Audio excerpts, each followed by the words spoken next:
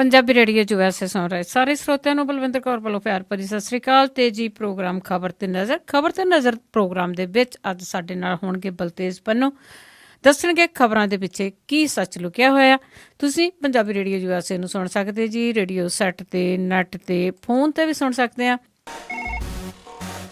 ਹੁਣ ਤੁਸੀਂ Punjabi radio USA ਨੂੰ ਆਪਣੇ ਫੋਨ ਨੰਬਰਾਂ ਤੋਂ ਸੁਣ ਸਕਦੇ ਹੋ, ਜਿਸ ਦੇ ਵਿੱਚ USA ਦੇ ਲਈ 832 551 5029, 8325515029 ਜਾਂ 605 475 6868, 6054756868, UK ਦੇ ਲਈ 3300101100, 3300 ਜਰਮਨੀ ਦੇ ਲਈ 51180904041511 80 90 40 41, ਫਰਾਂਸ ਦੇ ਲਈ 3318014255, 33 180 142 595, ਆਸਟ੍ਰੇਲੀਆ ਦੇ ਲਈ 1300 768 450, 1300 768 450। ਹੁਣ ਤੁਸੀਂ ਆਪਣੇ ਦੇਸ਼ਾਂ ਦੇ ਵਿੱਚੋਂ ਇਹਨਾਂ ਨੰਬਰਾਂ ਦੇ ਉੱਤੇ ਕਾਲ ਕਰਕੇ ਪੰਜਾਬੀ ਰੇਡੀਓ USA ਨੂੰ ਲਾਈਵ ਸੁਣ ਸਕਦੇ ਹੋ।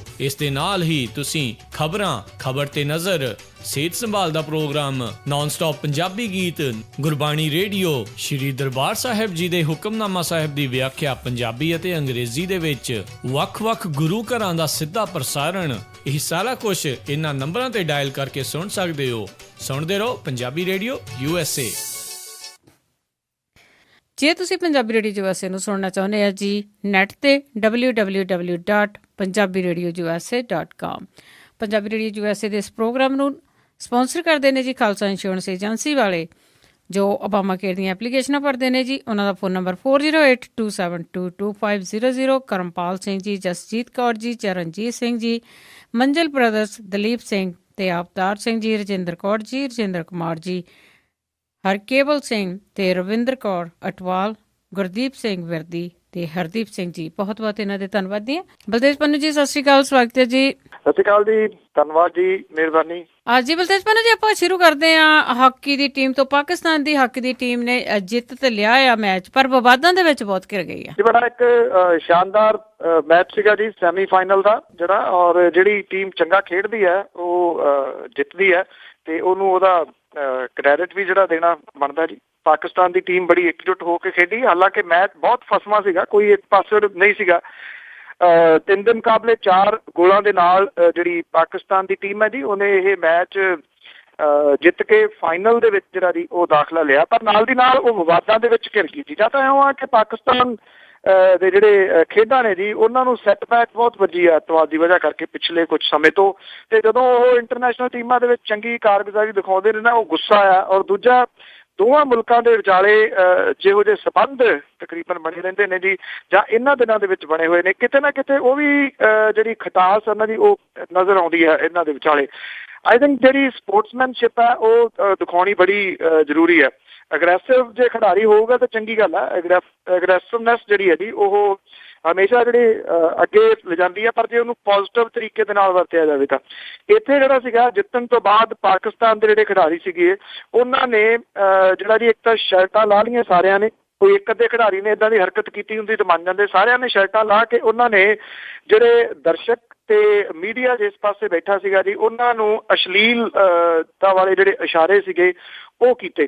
ਸੋ ਇਹਦੇ ਨਾਲ ਜਿਹੜੀ ਅੰਤਰਰਾਸ਼ਟਰੀ ਜਿਹੜੀ ਕੌਮਾਂਤਰੀ ਹਾਕੀ ਫੈਡਰੇਸ਼ਨ ਆ ਜੀ, FIH, ਉਹਨੇ ਇਹਦਾ ਸਖਤ ਨੋਟਿਸ ਜਿਹੜਾ ਜੀ ਉਹ ਲਿਆ ਕਿ ਇਹ ਕਿਹੋ ਜਿਹੀ ਹਰਕਤ ਦੇ ਉੱਤੇ ਜਿਹੜੇ ਪਾਕਿਸਤਾਨ ਦੇ ਖਿਡਾਰੀ ਸੀ ਉਹ ਉਤਰੇ ਜੀ ਇਸ ਮੈਚ ਤੋਂ ਬਾਅਦ। ਹਾਲਾਂਕਿ ਜਿਹੜਾ ਉਹਨਾਂ ਦਾ ਕੋਚ ਸੀਗਾ ਜੀ, ਉਹਨੇ ਤੁਰੰਤ ਇਹਦੇ ਵਿੱਚ ਦਖਲ ਦਿੰਦਿਆਂ ਹੋਇਆ, ਜਿੱਥੇ ਉਹ ਖਿਡਾਰੀਆਂ ਨੂੰ ਇਕੱਠੇ ਕਰਕੇ ਡਰੈਸਿੰਗ ਰੂਮ ਦੇ ਵਿੱਚ ਲੈ ਕੇ ਗਿਆ, ਉਹਨੇ ਇਸ ਚੀਜ਼ ਦੀ ਮੁਆਫੀ ਵੀ ਜਿਹੜੀ ਉਹ ਮੰਗੀ।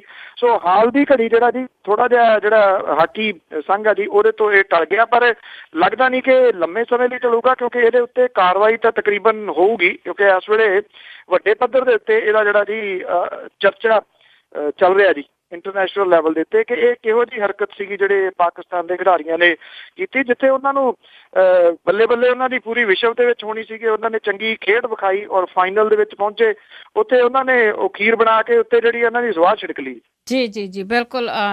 ਦੇਖੋ ਜਿਸ ਤਰ੍ਹਾਂ ਤੁਸੀਂ ਦੱਸਿਆ ਆ ਵੀ ਜਿਹੜੇ ਪਲੇਅਰ ਹੁੰਦੇ ਆ ਬੜੀ ਸੰਜੀਦਗੀ ਉਹਨਾਂ ਨੂੰ ਦਿਖਾਉਣੀ ਚਾਹੀਦੀ ਆ, ਪਰ ਇਹੋ ਜਿਹੀਆਂ ਹਰਕਤਾਂ ਆ ਇਹ ਜ਼ਿਆਦਾ ਆਪਣੇ ਦੇਸ਼ਾਂ ਵੱਲ ਹੀ ਆ ਜੀ, ਉਧਰ ਹੀ ਇਹੋ ਜਿਹਾ ਕੰਮ ਬਹੁਤ ਜ਼ਿਆਦਾ ਚੱਲਦਾ ਆ।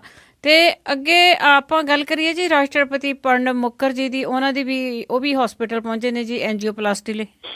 ਬਿਲਕੁਲ ਜੀ, ਜਿਹੜੇ ਰਾਸ਼ਟਰਪਤੀ ਪ੍ਰਣਬ ਮੁਖਰਜੀ ਹੋਰੀ ਹੈ ਜੀ, ਉਹਨਾਂ ਦੀ ਐਂਜੀਓਪਲਾਸਟੀ ਜਿਹੜੀ ਉਹ ਹੋਈ ਆ ਆਰਮੀ ਹਸਪੀਟਲ ਦੇ ਵਿੱਚ। ਉਹਨਾਂ ਦੀ ਜਿਹੜੀ ਦਿਲ ਦੀ ਨਾੜੀ ਆ ਜੀ ਉਹਦੇ ਵਿੱਚ ਸਟੈਂਟ ਪਾਇਆ ਗਿਆ। 79 ਸਾਲਾਂ ਦੇ ਮੁਖਰਜੀ ਵੱਲੋਂ ਉਹਨਾਂ ਦੀ ਪੇਟ ਦੇ ਵਿੱਚ ਤਕਲੀਫ ਹੋਈ ਸੀ ਜੀ, ਜਿਹਦੇ ਕਰਕੇ ਉਹਨਾਂ ਨੂੰ ਹਸਪੀਟਲ ਲਿਜਾਇਆ ਗਿਆ ਔਰ ਇਹ ਪਤਾ ਲੱਗਾ ਜੀ ਉਹਨਾਂ ਦੀ ਜਿਹੜੀ ਦਿਲ ਦੀ ਨਾੜੀ ਆ ਉਹਦੇ ਵਿੱਚ ਬਲੌਕੇਜ ਸੀਗੀ ਤੇ ਡਾਕਟਰਾਂ ਨੇ ਤੁਰੰਤ ਇਹਦੇ ਵਿੱਚ ਜਿਹੜਾ ਜੀ ਉਹ ਸਟੈਂਟ ਪਾਤਾ ਜੀ। ਰਾਸ਼ਟਰਪਤੀ ਦੇ ਜਿਹੜੇ ਬੁਲਾਰੇ ਨੇ ਜੀ ਉਹਨਾਂ ਨੇ ਨਾ ਤਾਂ ਇਸ ਗੱਲ ਨੂੰ ਨਕਾਰਿਆ, ਨਾ ਹੀ ਇਹਦੀ ਜਿਹੜੀ ਆ ਉਹ ਪੁਸ਼ਟੀ ਕੀਤੀ ਆ, ਪਰ ਇੰਨਾ ਜ਼ਰੂਰ ਹੈ ਜੀ ਕਿ ਇਹ ਜਿਹੜੀ ਇਹਦੀ ਖਬਰ ਨੇ ਜਿਹੜਾ ਜਿੱਥੇ ਰਾਸ਼ਟਰਪਤੀ ਦੇ ਵਾਸਤੇ ਇਹ ਕਿਹਾ ਜਾ ਰਿਹਾ ਜੀ ਕਿ ਉਹਨਾਂ ਦੇ ਟਵਿੱਟਰ ਜਾਂ ਜਿਹੜੇ ਅਕਾਊਂਟਸ ਨੇ ਜੀ ਉਹਦੇ ਉੱਤੇ ਲੋਕਾਂ ਦੀ ਵੱਡੀ ਗਿਣਤੀ ਦੇ ਵਿੱਚ ਲਾਈਨ ਲੱਗੀ ਹੈ ਜੀ ਉਹਨਾਂ ਦਾ ਹਾਲ ਚਾਲ ਜਾਣਨ ਦੇ ਵਾਸਤੇ। ਸਰਕਾਰੀ ਤੌਰ ਦੇ ਉੱਤੇ ਕੋਈ ਜਿਹੜੀ ਹੈ ਜੀ ਇਸ ਖਬਰ ਦੀ ਹਾਲਾਂਕਿ ਪੁਸ਼ਟੀ ਨਹੀਂ ਕੀਤੀ ਗਈ, ਪਰ ਇਹ ਕਿਹਾ ਗਿਆ ਹੈ ਕਿ ਪਿਛਲੇ ਕੁਝ ਸਮੇਂ ਤੋਂ ਉਹ ਤਕਲੀਫ ਦੇ ਵਿੱਚ ਜ਼ਰੂਰ ਸਨ ਜੀ।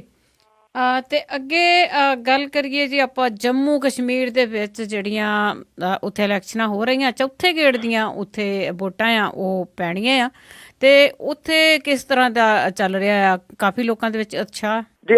ਬਿਲਕੁਲ ਜੀ, ਵੋਟਾਂ ਪੈ ਰਹੀਆਂ ਨੇ ਇਸ ਵੇਲੇ ਜਦੋਂ ਮੈਂ ਤੁਹਾਡੇ ਨਾਲ ਗੱਲ ਕਰ ਰਿਹਾ ਜੀ, ਔਰ ਇਹ ਚੌਥੇ ਗੇੜ ਦੀਆਂ ਵੋਟਾਂ ਨੇ ਜੀ। ਔਰ ਮੁੱਖ ਮੰਤਰੀ ਦੇ ਅਹੁਦੇ ਦੇ ਵਾਸਤੇ ਦੋ ਜਿਹੜੇ ਕੈਂਡੀਡੇਟ ਨੇ ਜੀ, ਉਹਨਾਂ ਸਣੇ 182 ਉਮੀਦਵਾਰਾਂ ਦੀ ਜਿਹੜੀ ਕਿਸਮਤ ਆ ਜੀ ਅੱਜ ਉਹ ਮਸ਼ੀਨਾਂ ਦੇ ਵਿੱਚ ਬੰਦ ਹੋ ਜਾਣੀ ਹੈ ਜੀ।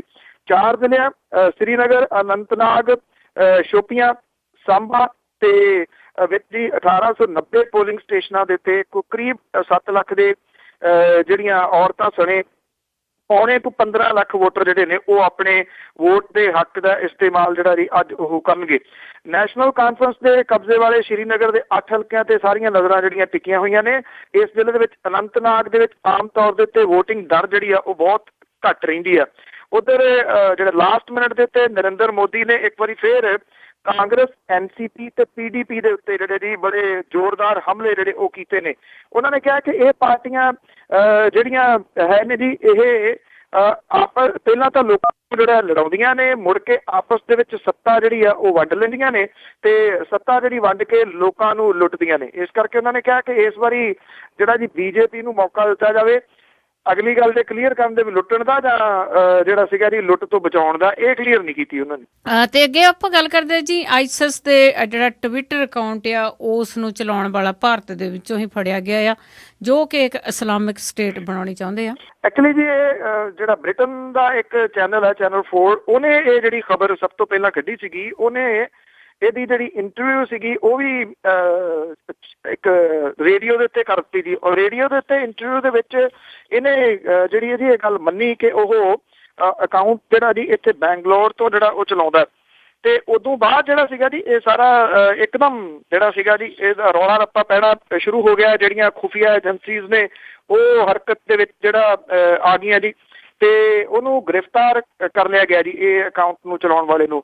ਕਰਨਾਟਕ ਦੇ IG ਜਿਹੜੇ ਨੇ ਜੀ, IG ਪੁਲਿਸ ਨੇ ਜੀ ਐਲ ਪਚਾਊ, ਉਹਨੇ ਇਹ ਗੱਲ ਦੱਸੀ ਹੈ ਜੀ ਕਿ ਮੇਧੀ ਮਸਰੂਰ ਵਿਸ਼ਵਾਸ ਜਿਹੜਾ ਜੀ ਉਹਨੇ ਇਹ ਮੰਨ ਲਿਆ ਕਿ ਉਹ ਜਹਾਦ ਦੀ ਹਮਾਇਤ ਵਾਲਾ ਟਵਿੱਟਰ ਅਕਾਊਂਟ @ ਸ਼ਮੀ ਵਿਟਨੈਸ ਜਿਹੜਾ ਉਹ ਚਲਾਉਂਦਾ ਹੈ ਤੇ ਖਾਸ ਤੌਰ ਦੇ ਉੱਤੇ ਅੰਗਰੇਜ਼ੀ ਭਾਸ਼ੀ ਜਿਹੜੇ ਅੱਤਵਾਦੀ ਨੇ ਜੀ ਉਹਨਾਂ ਦੇ ਨਾਲ ਉਹ ਤਾਲਮੇਲ ਜਿਹੜਾ ਰੱਖਦਾ ਜੀ।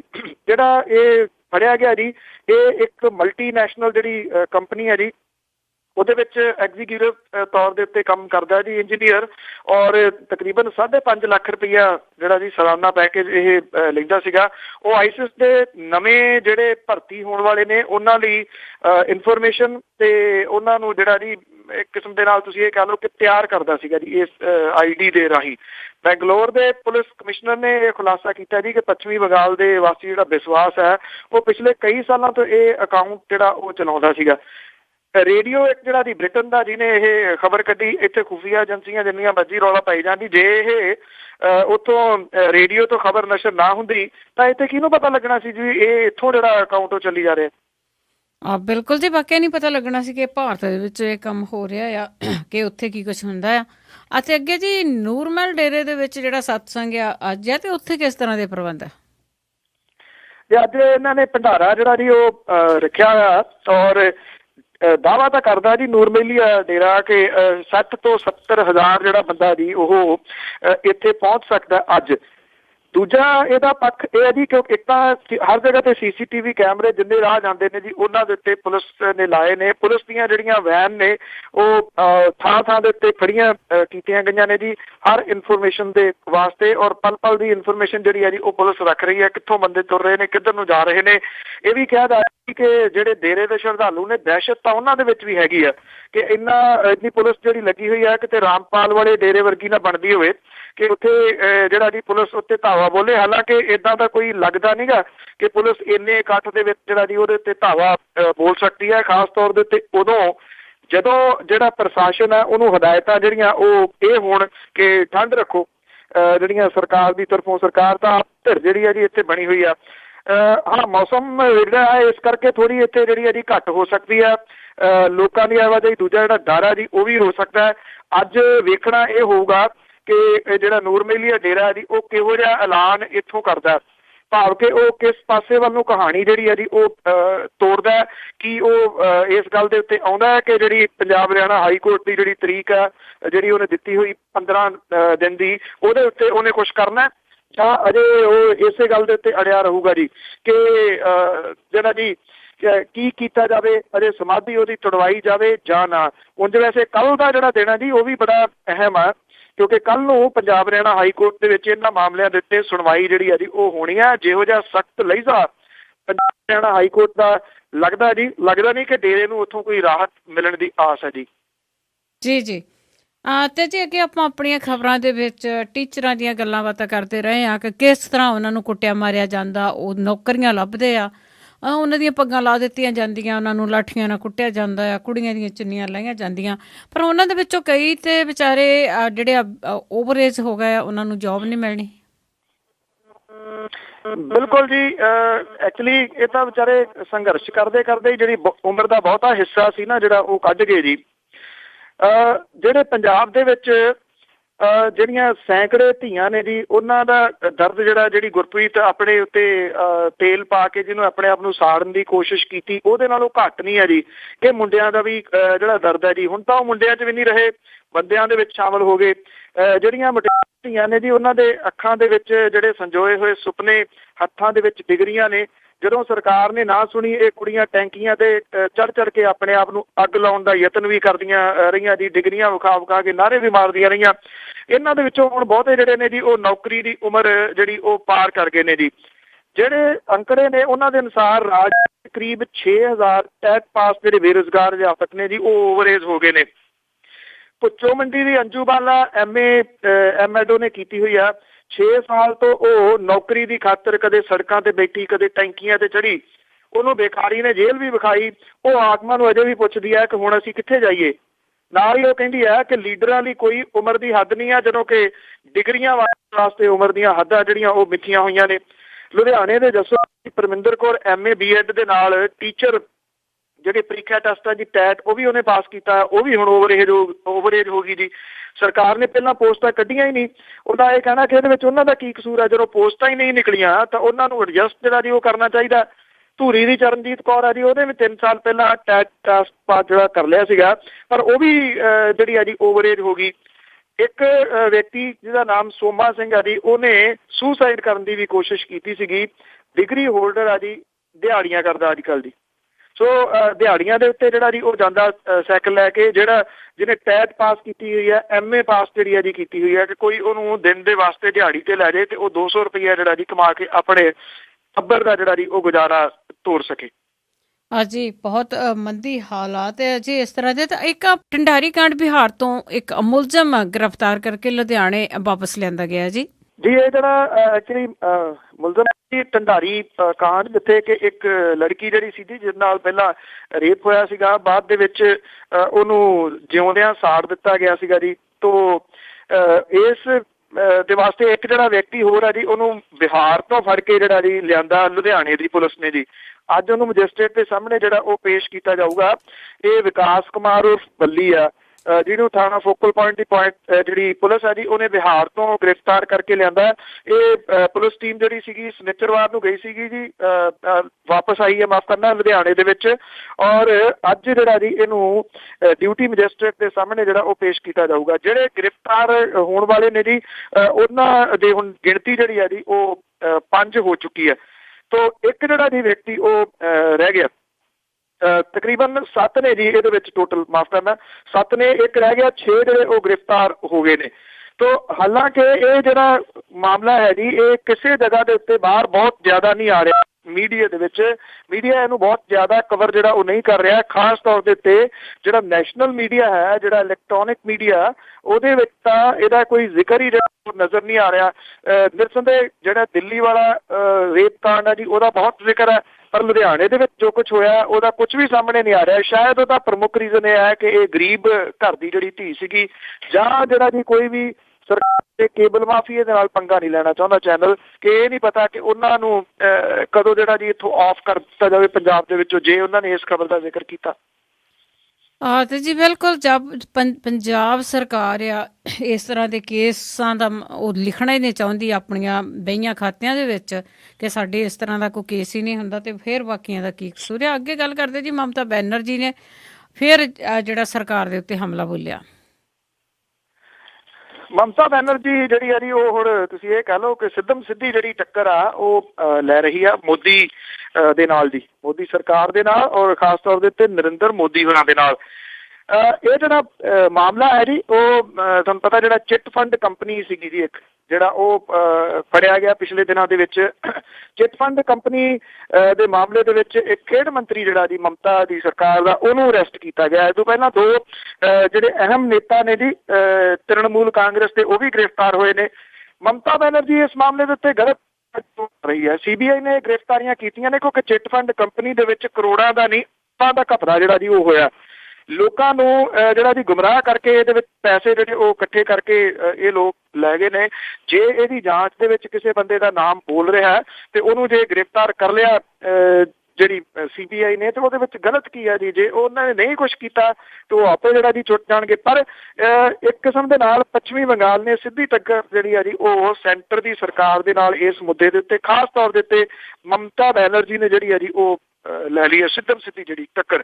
ਆਈ ਥਿੰਕ ਜਿਹੜੇ ਕਸੂਰਵਾਰ ਨੇ ਉਹਨਾਂ ਨੂੰ ਬਚਾਉਣ ਦੇ ਵਾਸਤੇ ਇਹੋ ਕਿਸੇ ਸੂਬੇ ਦੇ ਮੁੱਖ ਮੰਤਰੀ ਨੂੰ ਸਾਹਮਣੇ ਜਿਹੜਾ ਨਹੀਂ ਆਉਣਾ ਚਾਹੀਦਾ ਕਿਸੇ ਵੀ ਹਾਲਤ 'ਚ ਨਹੀਂ ਜੀ। ਤੇ ਅੱਗੇ ਜੀ ਆਪਾਂ ਕਈ ਟਾਈਮ ਤੋਂ ਇਹ ਜਿਹੜਾ ਮਾਮਲਾ ਆ ਕਾਫੀ ਭਖਿਆ ਹੋਇਆ ਆ, ਜਿਹੜਾ ਧਰਮ ਪਰਿਵਰਤਨ ਦਾ ਆ, ਇਸ ਨੇ ਜਿਹੜੀਆਂ ਕਾਫੀ ਕੋਈ ਹੱਕ 'ਚ ਆ, ਕੋਈ ਵਿਰੋਧ ਦੇ ਵਿੱਚ ਆ। ਛੱਤੀਸਗੜ੍ਹ ਦੇ ਵਿੱਚ ਵੀ ਧਰਮ ਪਰਿਵਰਤਨ ਦਾ ਜਿਹੜਾ ਮਾਮਲਾ ਉਹ ਵੀ ਸਾਹਮਣੇ ਆਇਆ, ਅਤੇ ਨਾਲ ਉਹ ਪੱਪੂ ਯਾਦਵ ਦੀ ਵਾਈਫ ਆ, ਉਸ ਨੇ ਜੋ ਉੱਥੇ ਸੰਸਦ ਦੇ ਵਿੱਚ ਬੋਲੀ ਆ, ਉਹਦੇ ਬਾਰੇ ਵੀ ਜ਼ਰੂਰ ਚਾਨਣਾ ਪਾਓ ਕਿ ਕੀ ਅਸਰ ਹੋ ਰਿਹਾ ਉਸ ਦਾ। ਦੇਖੋ, ਆਗਰੇ ਦੇ ਵਿੱਚ ਧਰਮ ਪਰਿਵਰਤਨ ਤੋਂ ਬਾਅਦ ਜਿਹੜਾ ਵਿਵਾਦ ਅਜੇ ਚੱਲ ਰਿਹਾ ਹੈ ਜੀ ਪੂਰਾ, ਹੁਣ ਛੱਤੀਸਗੜ੍ਹ ਦੇ ਵਿੱਚ ਬਸਤਰ ਵਿਖੇ ਧਰਮ ਪਰਿਵਰਤਨ ਨੂੰ ਲੈ ਕੇ ਨਵਾਂ ਵਿਵਾਦ ਜਿਹੜਾ ਜੀ ਪੈਦਾ ਹੋ ਗਿਆ। ਇੱਥੇ 33 ਈਸਾਈ ਪਰਿਵਾਰ ਨੇ ਜਿਨ੍ਹਾਂ ਨੂੰ ਹਿੰਦੂ ਧਰਮ ਦੇ ਵਿੱਚ ਪਰਿਵਰਤਨ ਜਿਹੜਾ ਜੀ ਉਹ ਕਰਾਇਆ ਗਿਆ। ਬੇਸ਼ੱਕ ਇਹ ਮਾਮਲਾ ਅਕਤੂਬਰ ਦਾ ਜੀ, ਇਹ ਨਵਾਂ ਹੀ ਹੈ, ਪਰ ਜਿਹੜੀਆਂ ਇੱਥੋਂ ਦੇ ਪ੍ਰੋਗਰਾਮ ਦੀਆਂ ਸੰਬੰਧਿਤ ਫੋਟੋਆਂ ਸੀਗੀਆਂ ਉਹ ਹੁਣ ਸਾਹਮਣੇ ਆਉਣ ਤੋਂ ਬਾਅਦ ਇਹ ਵੀ ਮਾਮਲਾ ਜਿਹੜਾ ਜੀ ਉਹ ਤੱਤਾ ਹੋ ਗਿਆ। ਬਸਤਰ ਤੋਂ ਭਾਰਤੀ ਜਨਤਾ ਪਾਰਟੀ ਦੇ ਮੈਂਬਰ ਪਾਰਲੀਮੈਂਟ ਨੇ ਦਿਨੇਸ਼ ਕਸ਼ਪ ਤੇ ਧਰਮ ਪਰਿਵਰਤਨ ਕਰਾਉਣ ਦਾ ਸਿੱਧਾ ਦੋਸ਼ ਜਿਹੜਾ ਜੀ ਉਹ ਲੱਗ ਰਿਹਾ। ਕਸ਼ਪ ਨੇ ਇਹ ਕਿਹਾ ਕਿ ਇਹ ਧਰਮ ਪਰਿਵਰਤਨ ਨਹੀਂ ਹੈ, ਸਗੋਂ ਘਰ ਵਾਪਸੀ ਦਾ ਜਿਹੜਾ ਪ੍ਰੋਗਰਾਮ ਹੈ ਜੀ, ਇਹਨੂੰ ਘਰ ਵਾਪਸੀ ਦਾ ਨਾਮ ਹੀ ਦੇ ਰਹੇ ਨੇ ਜਿਹੜੇ ਬਜਰੰਗ ਦਲ ਵਗੈਰਾ ਦੇ ਨਾਲ ਜਿਹੜੇ ਸੰਬੰਧਿਤ ਨੇ ਜਾਂ ਵਿਸ਼ਵ ਹਿੰਦੂ ਪ੍ਰੀਸ਼ਦ ਵਾਲੇ ਨੇ। ਪਤਾ ਨਹੀਂ ਇਹ ਕਿਹੜੀ ਘਰ ਵਾਪਸੀ ਹੈ। ਕੱਲ ਕਿਸੇ ਦੀ ਟਿੱਪਣੀ ਸੀ ਬੜੀ ਜਿਹੜੀ ਸੋਲਿਡ, ਉਹ ਕਹਿੰਦੇ ਜਿੰਨਾ ਵਿਚਾਰਿਆਂ ਕੋਲੇ ਘਰ ਹੀ ਹੈ ਨਹੀਂ ਗੇ, ਉਹਨਾਂ ਦੀ ਕਾਹਦੀ ਘਰ ਵਾਪਸੀ ਹੈ ਇਹ ਜਿਹੜੀ ਇਹ ਲੋਕ ਕਰਵਾ ਰਹੇ ਨੇ। ਹੁਣ ਇਹ ਮਾਮਲਾ ਜਿਹੜਾ ਜੀ 33 ਈਸਾਈ ਪਰਿਵਾਰਾਂ ਵਾਲਾ, ਇਹ ਵੀ ਭਖੂਗਾ ਜੀ ਪਾਰਲੀਮੈਂਟ ਦੇ ਵਿੱਚ, ਜਦੋਂ ਕੱਲ ਨੂੰ ਪਾਰਲੀਮੈਂਟ ਮੁੜ ਕੇ ਜਿਹੜੀ ਉਹ ਜੁੜੂਗੀ, ਬੈਠੂਗੀ। ਜਿਹੜੀ ਹੈ ਜੀ ਰਣਜੀਤਾ ਰੰਜਨ ਦਾ ਤੁਸੀਂ ਪੁੱਛਿਆ ਜੀ, ਜਿਹੜੀ ਪੱਪੂ ਯਾਦਵ ਦੀ ਪਤਨੀ ਹੈ, ਉਹਦੇ ਵੱਲੋਂ ਪਾਰਲੀਮੈਂਟ ਦੇ ਵਿੱਚ ਬੋਲੇ ਗਏ ਜਿਹੜੇ ਸ਼ਬਦ ਨੇ ਜੀ, ਤਾਂ ਉਹ ਲੱਗਿਆ ਜੀ ਕਿ ਉਹ ਕਿਸੇ ਪੰਜਾਬ ਦੀ ਜਿਹੜੀ ਪਾਰਟੀ ਹੈ ਉਹਨੂੰ ਰਿਪਰੈਜ਼ੈਂਟ ਕਰ ਰਹੀ ਹੈ, ਕਿਸੇ ਘੱਟ ਗਿਣਤੀ ਨੂੰ। ਕਿਉਂਕਿ ਅਕਾਲੀ ਦਲ ਵਾਲੇ ਜਿਹੜੇ ਘੱਟ ਗਿਣਤੀ ਨੂੰ ਰਿਪਰੈਜ਼ੈਂਟ ਕਰਦੇ ਨੇ ਉਹ ਬੋਲੇ ਹੀ ਨਹੀਂ ਜੀ ਇਸ ਮਾਮਲੇ 'ਚ। ਮੈਂ ਪਹਿਲੇ ਦਿਨ ਵੀ ਕਵਰ ਕੀਤਾ ਸੀਗਾ, ਨਾ ਹਾਂ ਦੇ ਵਿੱਚ ਨਾ ਦੇ ਵਿੱਚ, ਸਾਰੇ ਜਿਹੜੇ ਜੀ ਮੂੰਹ 'ਚ ਘੁੰਗਣੀਆਂ ਪਾ ਕੇ ਉੱਥੇ ਬੈਠੇ ਰਹੇ ਜੀ। ਕਿਸੇ ਨੇ ਕੋਈ ਗੱਲ ਜਿਹੜੀ ਨਹੀਂ ਕੀਤੀ, ਜਦੋਂ ਕਿ ਇਹ ਲੋਕ ਘੱਟ ਗਿਣਤੀ ਨੂੰ ਰਿਪਰੈਜ਼ੈਂਟ ਕਰਦੇ ਨੇ। ਜੇ ਇਹਨਾਂ ਦਾ ਬੋਲਣਾ ਤਾਂ ਸਭ ਤੋਂ ਵੱਧ ਫਰਜ਼ ਬਣਦਾ ਸੀਗਾ ਜੀ, ਕਮ ਸੇ ਕਮ। ਬੇਸ਼ੱਕ ਉਹ ਭਾਰਤੀ ਜਨਤਾ ਪਾਰਟੀ ਦੀ ਸਰਕਾਰ ਦੇ ਵਿੱਚ ਸ਼ਾਮਲ ਨੇ, ਪਰ ਕੀ ਸਰਕਾਰ ਦੇ ਉੱਤੇ ਜਿਹੜੇ ਦੋਸ਼ ਲੱਗ ਰਹੇ ਨੇ ਉਸ ਪਾਰਟੀ ਦੇ ਉੱਤੇ, ਉਹਨੂੰ ਵੀ ਚੁੱਪ ਕਰਕੇ ਵੇਖੀ ਜਾਣਗੇ, ਸਿਰਫ ਇਸ ਕਰਕੇ ਕਿ ਇੱਕ ਜਿਹੜਾ ਇਹਨਾਂ ਦਾ ਮੰਤਰੀ ਜਿਹੜੀ ਆ ਉਹ ਬਣਾਈ ਹੋਈ ਹੈ ਵੀ ਕਿਤੇ ਉਹਦੀ ਛੁੱਟੀ ਨਾ ਹੋ ਜਾਵੇ ਜੀ। ਇਸ ਕਰਕੇ ਇਹਨਾਂ ਦੀ ਚੁੱਪ ਜਿਹੜੀ ਹੈ, ਜਿਹੜੀ ਰਣਜੀਤਾ ਰੰਜਨ ਆ ਉਹਨੇ ਵੀ ਕਿਹਾ, ਕਹਿੰਦੀ ਵੀ ਇੱਥੇ ਅਕਾਲੀ ਦਲ ਵਾਲੇ ਬੈਠੇ ਆ, ਇਹ ਮੁੱਦਾ ਤਾਂ ਉਹਨਾਂ ਦਾ ਸੀਗਾ ਪਰ ਬੋਲ ਮੈਂ ਰਹੀ ਹਾਂ ਜੀ। ਉਹਨੇ ਉਹਦੇ ਵਿੱਚ ਗੁਰੂ ਤੇਗ ਬਹਾਦਰ ਹੋਰਾਂ ਦੀ ਕੁਰਬਾਨੀ ਦਾ ਜ਼ਿਕਰ ਕੀਤਾ। ਉਹਦੇ ਵਿੱਚ ਉਹਨਾਂ ਨੇ ਗੁਰੂ ਗੋਬਿੰਦ ਸਿੰਘ ਤੇ ਉਹਨਾਂ ਦੇ ਸਾਹਿਬਜ਼ਾਦਿਆਂ ਦੀ ਜਿਹੜੀ ਕੁਰਬਾਨੀ ਦਾ ਜ਼ਿਕਰ ਕੀਤਾ ਕਿ ਦੂਜਿਆਂ ਦੇ ਧਰਮ ਨੂੰ ਬਚਾਉਣ ਦੇ ਵਾਸਤੇ ਇਹਨਾਂ ਲੋਕਾਂ ਨੇ ਕੁਰਬਾਨੀਆਂ ਕੀਤੀਆਂ ਸੀ। ਉਹਨਾਂ ਨੇ ਇਹ ਗੱਲ ਵੀ ਆਖੀ ਹੈ ਕਿ ਜੇ ਗੁਰੂ ਤੇਗ ਬਹਾਦਰ, ਗੁਰੂ ਗੋਬਿੰਦ ਸਿੰਘ ਤੇ ਉਹਨਾਂ ਦੇ ਬੱਚੇ ਜਿਹੜੇ ਆ, ਉਹਨਾਂ ਦੀਆਂ ਇਹ ਕੁਰਬਾਨੀਆਂ ਨਾ ਹੁੰਦੀਆਂ ਤਾਂ ਅੱਜ ਪੂਰਾ ਦੇਸ਼ ਜਿਹੜਾ ਜੀ, ਉਹਦੇ ਵਿੱਚ ਉਹਨਾਂ ਨੇ ਕਿਹਾ ਕਿ ਨਾ ਇਹਦੇ 'ਚ ਹਿੰਦੂ ਹੁੰਦੇ ਨਾ ਕੋਈ ਦੂਜੇ ਹੁੰਦੇ, ਸਾਰਾ ਮੁਲਕ ਜਿਹੜਾ ਉਹ ਮੁਸਲਮਾਨਾਂ ਦਾ ਹੋਣਾ ਸੀਗਾ। ਇਸ ਚੀਜ਼ ਦਾ ਜ਼ਿਕਰ ਜਿਹੜਾ ਰਣਜੀਤਾ ਰੰਜਨ ਨੇ ਆਪਣੀ ਸਪੀਚ ਦੇ ਵਿੱਚ ਕੀਤਾ। ਔਰ ਇਸ ਵੇਲੇ ਜਿਹੜਾ ਸੋਸ਼ਲ ਸਾਈਟਸ ਨੇ ਜੀ, ਉਹਦੇ ਉੱਤੇ ਤਾਂ ਛਾਈ ਪਈ ਹੈ ਜੀ ਰਣਜੀਤਾ ਰੰਜਨ। ਬਿਲਕੁਲ ਜੀ, ਇਹ ਤਾਂ ਹੁਣ ਲੋਕਾਂ ਨੂੰ ਸੋਚਣ ਦੀ ਲੋੜ ਆ ਕਿ ਜਿਨ੍ਹਾਂ ਨੇ ਪੰਜਾਬ ਤੋਂ ਚੁਣ ਕੇ ਭੇਜੇ ਹੋਏ ਨੇ ਨੁਮਾਇੰਦੇ, ਕਿ ਉਹ ਪੰਜਾਬ ਦੇ ਲਈ ਕਿਉਂ ਨਹੀਂ ਬੋਲਦੇ, ਜਾਂ ਜੋ ਪੰਜਾਬ ਇੱਕ ਧਾਰਮਿਕ ਸਟੇਟ ਆ ਇਹਦੇ ਲਈ ਕਿਉਂ ਨਹੀਂ ਬੋਲਦੇ, ਉੱਥੇ ਜਾ ਕੇ ਮੂੰਹ 'ਚ ਘੁੰਗਣੀਆਂ ਪਾ ਕੇ ਕਿਉਂ ਬੈਠੇ ਰਹਿੰਦੇ। ਤਾਂ ਇੱਕ ਜੀ ਗੱਲ ਕਰੀਏ ਆਪਾਂ ਬਿਕਰਮ ਧਨੌਲਾ ਦੀ, ਉਹ ਵੀ ਜਾ ਬੈਠੇ ਨੇ ਜੀ ਦਿੱਲੀ ਦੇ ਵਿੱਚ। ਉਹਨਾਂ ਦੀਆਂ ਵੀ 1984 ਲਈ ਸੇਮ ਹੀ ਮੰਗਾਂ ਆ ਜਿਸ ਤਰ੍ਹਾਂ ਭਾਈ ਗੁਰਬਖਸ਼ ਸਿੰਘ ਦੀਆਂ। ਕੀ ਸਰਕਾਰ ਆ ਉਹ ਮੰਗਾਂ ਵੱਲ ਨੂੰ ਹੋ ਰਹੀ ਆ? ਕੋਈ ਐਸਾ ਕੋਈ ਬਿਆਨ ਆਇਆ ਕਿ ਉਹ ਮੰਗਾਂ ਮੰਨ ਲਵੇਗੀ? ਦੇਖੋ, ਐਜੀਟੇਸ਼ਨ ਜਿਹੜੀ ਆ ਜੀ ਉਹ ਕਰਨੀ ਗਲਤ ਨਹੀਂ ਹੈ। ਐਜੀਟੇਸ਼ਨ ਜਿਹੜਾ ਜੀ ਹਰ ਬੰਦੇ ਦਾ ਇਹ ਇੱਕ ਉਹਨੂੰ ਅਖਤਿਆਰ ਜਿਹੜਾ ਜੀ ਮਿਲਿਆ ਹੋਇਆ, ਜਿਹੜੇ ਫੰਡਾਮੈਂਟਲ ਰਾਈਟਸ ਨੇ ਉਹਦੇ ਵਿੱਚ ਇਹ ਆਉਂਦਾ ਕਿ ਜੇ ਕੋਈ ਮੰਗ ਨਹੀਂ ਮੰਨੀ ਜਾ ਰਹੀ, ਉਹ ਆਪਣੇ ਤੌਰ ਤੇ ਇੰਡੀਵਿਜੂਅਲ ਜਾਂ ਫਿਰ ਸਾਰਿਆਂ ਦੇ ਵਾਸਤੇ ਜਿਹੜਾ ਜੀ ਉਹ ਮੰਗ ਕਰੇ। ਵਿਕਰਮ ਧਨੌਲਾ ਦੀ ਜਿਹੜੀ ਮੰਗ ਆ ਜੀ ਉਹ ਉਹਦੇ ਆਪਣੇ ਪਰਸਨਲ ਵਾਸਤੇ ਨਹੀਂ ਹੈ। ਬੇਸ਼ੱਕ 1984 ਦੇ ਵਿੱਚ ਜਿਹੜਾ ਕਤਲੇਆਮ ਹੋਇਆ ਉਹਦੇ ਜਿਹੜੇ ਦੋਸ਼ੀ ਨੇ ਉਹਨਾਂ ਨੂੰ ਫੜਨ ਦੀ ਜਿਹੜੀ ਮੰਗ ਹੈ, ਉਹਨਾਂ ਦੇ ਕੇਸ ਚਲਾਉਣ ਦੀ ਮੰਗ ਹੈ, ਮੰਗ ਠੀਕ ਹੈ। ਪਰ ਇੱਦਾਂ ਹੁੰਦਾ ਜੀ ਜਿਹੜੀਆਂ ਐਜੀਟੇਸ਼ਨਸ ਹੁੰਦੀਆਂ ਨੇ ਨਾ, ਜੇ ਉਹਨਾਂ ਨੂੰ ਤੁਸੀਂ ਸਿਸਟੇਮੈਟਿਕਲੀ ਨਹੀਂ ਚਲਾਉਂਦੇ ਤਾਂ ਫਿਰ ਉਹਦੇ ਵਿੱਚੋਂ ਕੁਝ ਵੀ ਜਿਹੜਾ ਉਹ ਨਿਕਲਦਾ ਨਹੀਂ ਹੈ। ਵਿਕਰਮ ਧਨੌਲਾ ਹੋਰਾਂ ਦਾ ਜਿਹੜਾ ਜੀ ਉਹ ਚੁੱਪ ਕਰਕੇ ਸਾਈਕਲ ਦੇ ਉੱਤੇ ਜਾ ਕੇ ਦਿੱਲੀ ਜਿਹੜਾ ਜੀ ਉਹ ਬੈਠ ਜਾਣਾ, ਮੈਨੂੰ ਨਹੀਂ ਲੱਗਦਾ ਕਿ ਇਹਦੇ ਵਿੱਚੋਂ ਕੁਝ ਗੇਨ ਕੀਤਾ ਜਾ ਸਕਦਾ। ਕਿਉਂਕਿ ਇੱਕ ਪਾਸੇ ਜਿਹੜਾ ਜੇ ਗੁਰਬਖਸ਼ ਸਿੰਘ ਖਾਲਸਾ ਹੋਰਾਂ ਵਾਲੇ ਮਸਲੇ ਦੇ ਉੱਤੇ ਅਜੇ ਕੁਝ ਨਹੀਂ ਨਿਕਲ ਰਿਹਾ, ਤੇ ਉੱਥੇ ਜਿਹੜਾ ਜੀ ਕਿਹਨੇ ਪੁੱਛਣਾ? ਇਹਨੂੰ ਇੱਕ ਤਰੀਕੇ ਦੇ ਨਾਲ ਜਿਹੜਾ ਜੀ ਕੁਝ ਜਿਹੜੀਆਂ ਸੰਸਥਾਵਾਂ ਨੇ ਉਹਨਾਂ ਨੂੰ ਨਾਲ ਲੈ ਕੇ ਤੁਰਨਾ ਚਾਹੀਦਾ ਸੀਗਾ। ਜਿਹੜੀਆਂ ਗੁਰਬਖਸ਼ ਸਿੰਘ ਖਾਲਸਾ ਉਹਨਾਂ ਦੇ ਨਾਲ ਸੰਸਥਾਵਾਂ ਪਹਿਲਾਂ ਪਿਛਲੀ ਵਾਰੀ ਜੁੜੀਆਂ ਸਨ, ਕੁਝ ਪਾਰਟੀਆਂ, ਉਹ ਵੀ ਉਹਨਾਂ ਦਾ ਖਹਿੜਾ ਜਿਹੜਾ ਜੀ ਜਾਂ ਸਾਥ ਜਿਹੜਾ ਉਹਨਾਂ ਦਾ ਛੱਡ ਗਈਆਂ। ਮੈਂ ਤਾਂ ਕੱਲ ਵੀ ਸੁਝਾਅ ਦਿੱਤਾ ਸੀਗਾ ਕਿ ਗੁਰਬਖਸ਼ ਸਿੰਘ ਖਾਲਸਾ ਹੋਰੀ ਜਿਹੜੇ ਨੇ ਜੀ ਉਹਨਾਂ ਨੂੰ ਆਪਣੇ ਜਿਹੜੇ ਉਹਨਾਂ ਦੇ ਨਾਲ ਦੇ ਐਡਵਾਈਜ਼ਰ ਨੇ ਉਹਨਾਂ ਦੇ ਨਾਲ ਸਲਾਹ ਕਰਕੇ ਪੰਜਾਬ ਨੂੰ ਕੂਚ ਕਰਨਾ ਚਾਹੀਦਾ ਜੀ। ਪੰਜਾਬ ਵਾਲੀ ਸਾਈਡ ਨੂੰ ਉਹਨਾਂ ਨੂੰ ਕਾਫਲੇ ਦੇ ਰੂਪ ਦੇ ਵਿੱਚ ਲਿਆਉਣਾ ਚਾਹੀਦਾ। ਜਿਹੜਾ ਹੈ ਜੀ ਇੱਥੇ ਰਣਜੀਤ ਸਿੰਘ ਢੱਡਰੀਆਂ ਵਾਲਾ, ਜੇ ਸ਼੍ਰੋਮਣੀ ਗੁਰਦੁਆਰਾ ਪ੍ਰਬੰਧਕ ਕਮੇਟੀ ਦੇ ਅੰਡਰ ਜਿਹੜੇ ਗੁਰਦੁਆਰੇ ਨੇ ਉਹ ਨਹੀਂ ਉਹਨਾਂ ਨੂੰ ਦਿੰਦੇ ਜਗ੍ਹਾ, ਤੇ ਮੇਰਾ ਖਿਆਲ ਇਹ ਡੇਰਾ ਤਾਂ ਜਗ੍ਹਾ ਦੇ ਦੂਗਾ, ਕਿਉਂਕਿ ਉਹ ਤਾਂ ਕਹਿ ਰਿਹਾ ਹਮਾਇਤ ਦੇ ਵਿੱਚ ਆ ਬਹੁਤ ਵੱਡਾ ਡੇਰਾ ਪਟਿਆਲੇ।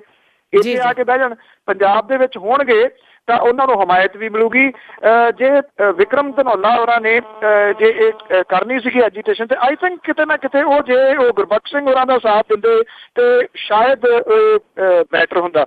ਇੱਦਾਂ ਜਿਹੜਾ ਜੀ ਉੱਥੇ ਜਾ ਕੇ ਤੁਸੀਂ ਜੰਤਰ ਮੰਤਰ ਦੇ ਵਿੱਚ ਬਹਿ ਜਾਣਾ, ਤੁਹਾਡੇ ਕੋਲ ਹਮਾਇਤ ਹੈ ਨਹੀਂ ਗੀ ਜਿਹੜੀ ਕਿਸੇ ਦੀ ਵੀ, ਤੁਸੀਂ ਇੱਥੋਂ ਪੰਜਾਬ ਤੋਂ ਤੁਰਦੇ ਹੋ।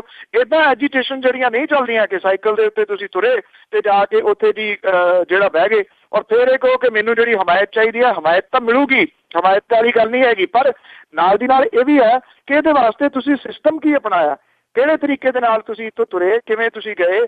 ਕੁਛ ਤਾਂ ਤੁਹਾਡੀ ਪਲੈਨਿੰਗ ਜਿਹੜੀ ਹੈ ਨਾ ਜੀ ਉਹ ਚਾਹੀਦੀ ਆ।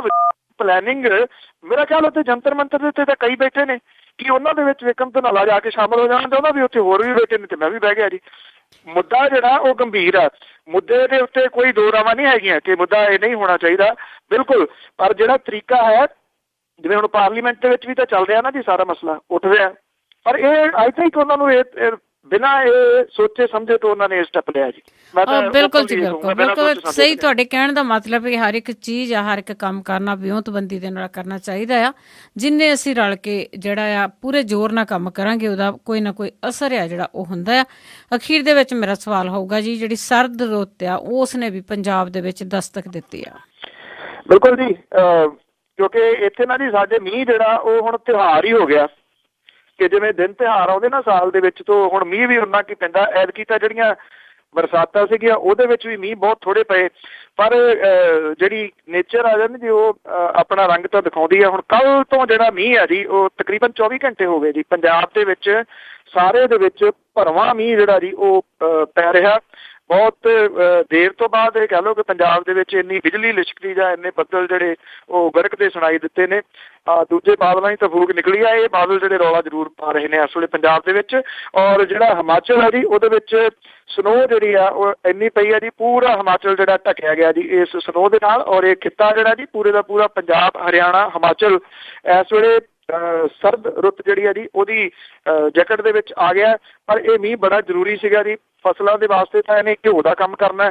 ਔਰ ਜਿਹੜੀ ਬਿਮਾਰੀ ਗਮਾਰ ਚੜੀ ਹੋਈ ਸੀ ਜੀ, ਪਰਾਲੀਆਂ ਸਾੜ ਕੇ ਉੱਤੇ ਅਸਮਾਨ ਦੇ ਉੱਤੇ, ਉਹ ਧੋਤੀ ਗਈ ਸਾਰੀ ਦੀ ਸਾਰੀ। ਔਰ ਲੋਕਾਂ ਨੂੰ ਜਿਹੜੀਆਂ ਬਿਮਾਰੀਆਂ ਲੱਗੀਆਂ ਸੀ, ਗਲ ਖਰਾਬ, ਜ਼ੁਕਾਮ, ਫਲੂ ਜਿਹੜਾ ਜੀ, ਉਹਦੇ ਉੱਤੇ ਵੀ ਇਹਦਾ ਬਹੁਤ ਵਧੀਆ ਜਿਹੜਾ ਜੀ ਉਹ ਅਸਰ ਪਊਗਾ। ਇਹਨਾਂ ਬਿਮਾਰੀਆਂ ਤੋਂ ਕੁਝ ਜਿਹੜਾ ਜੀ ਉਹ ਨਿਜਾਤ ਮਿਲੂਗੀ ਲੋਕਾਂ ਨੂੰ। ਸੋ ਨੇਚਰ ਆ ਜੀ, ਨੇਚਰ ਦਾ ਸਵਾਗਤ ਵੀ ਹੈ। ਸ਼ੁਕਰ ਆ ਜੀ ਕਿਤੇ ਪੰਜਾਬ ਦੇ ਵਿੱਚ ਸਹੀ ਪੁੱਛੋ ਤਾਂ ਮੀਂਹ ਜਿਹੜਾ ਪਿਆ ਔਰ ਉਹ ਵੀ ਭਰਵਾਂ ਮੀਂਹ ਜੀ। ਜੀ ਤੇ ਅਖੀਰ ਦੇ ਵਿੱਚ ਅੱਜ ਨਵਾਂ ਕਿ ਇੱਧਰ ਸਨ ਅਕਾਲੀਏ ਆਣ ਪਹੁੰਚੇ, ਅਗਲੇ ਪਾਸੇ ਅਕਾਲੀਏ ਖੜੇ ਭਾਈ। ਇੱਧਰ ਸਨ ਅਕਾਲੀਏ ਆਣ ਪਹੁੰਚੇ, ਅਗਲੇ ਪਾਸੇ ਅਕਾਲੀਏ ਖੜੇ ਭਾਈ। ਥਾਣੇ ਜਿੰਨਾ ਬਰੂਦ ਪਿਆ ਦੋ ਪਾਸੀ, ਪੂਰੀ ਟੱਕਰ ਦੇ ਦੋਵੇਂ ਸਨ ਧੜੇ ਭਾਈ। ਦੋਵੇਂ ਧਿਰਾਂ ਸਨ ਚਾਚੜੇ ਲੀਡਰਾਂ ਦੇ, ਲੈ ਕੇ ਆਏ ਭਰੋਸੇ ਸੀ ਬੜੇ ਭਾਈ। ਦੋਵਾਂ ਧਿਰਾਂ ਨੇ ਫੇਰ ਸੀ ਫਾਇਰ ਖੋਲੇ, ਵਰਦੇ ਮੀਂਹ ਨੇ ਜਿਵੇਂ ਸੀ ਗੜੇ ਭਾਈ। ਇੱਕੋ ਪਿੰਡ ਦੇ ਵਿੱਚ ਸੀ ਵਿਛੇ ਸੱਥਰ, ਲੀਡਰਸ਼ਿਪ ਨੂੰ ਕੋਈ ਨਾ ਸੋਗ ਭਾਈ। ਇੱਕੋ ਪਿੰਡ ਦੇ ਵਿੱਚ ਸੀ ਵਿਛੇ ਸੱਥਰ, ਲੀਡਰਸ਼ਿਪ ਨੂੰ ਕੋਈ ਨਾ ਸੋਗ ਭਾਈ। ਭਾਣਾ ਰੱਬ ਦਾ ਕਹਿਣਗੇ ਆਣ ਆਗੂ, ਇੱਕੋ ਪਿੰਡ ਜਦ ਪਏ ਦੋ ਭੋਗ ਭਾਈ। ਜੀ ਥੈਂਕ ਯੂ ਜੀ, ਬਹੁਤ ਬਹੁਤ ਧੰਨਵਾਦ। ਥੈਂਕ ਯੂ ਜੀ, ਸਤਿ ਸ਼੍ਰੀ ਅਕਾਲ ਜੀ। ਸਤਿ ਸ਼੍ਰੀ ਅਕਾਲ ਜੀ। ਸਰੋਤੇ ਸਨ ਬਲਤੇਜ ਪੰਨੂ ਜੋ ਸਾਡੇ ਨਾਲ ਜੁੜੇ, ਸਾਨੂੰ ਦੱਸੇ ਉੱਥੇ ਕੀ ਹਾਲਾਤ ਨੇ ਜੀ, ਖਬਰਾਂ ਦੇ ਪਿੱਛੇ ਕੀ ਕੁਝ ਸੱਚ ਲੁਕਿਆ ਹੁੰਦਾ। ਹੁਣ ਮੈਨੂੰ ਬਲਵਿੰਦਰ ਕੌਰ ਨੂੰ ਵੀ ਦਿਓ ਇਜਾਜ਼ਤ। ਸਾਰੇ ਸਰੋਤਿਆਂ ਨੂੰ ਬਲਵਿੰਦਰ ਕੌਰ ਵੱਲੋਂ ਵੀ ਪਿਆਰ ਭਰੀ ਸਤਿ ਸ਼੍ਰੀ ਅਕਾਲ।